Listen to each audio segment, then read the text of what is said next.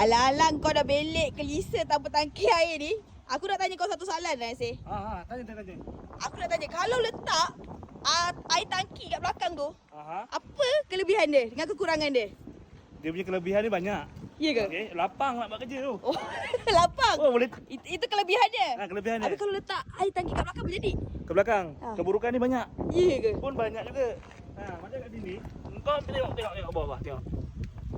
Oh, lemak. Terjojol tak? Nak terjojol tak belakang? Terjojol tak? Jadi terjojol, risiko kena kat dia punya batu ke, bonggol. Jadinya banyak. Kau tengok kalau dah terjojol macam itu. Mana-mana? Oh. Tapi jangan fikir panjang-panjang. Kereta ni sebenarnya dia bukannya untuk daily use lah, bukan untuk hari-hari. Oh, tak sesuai untuk bawa harian Ni dah. kalau event datang, tu parking punya. Kalau nak bawa hari-hari macam gini, berapa banyak radiator nak standby. Kalau dia dah jongol macam itu. Jongol kata Nasir. Nyongol. Nyongol. Fikir-fikirkanlah sama beramal.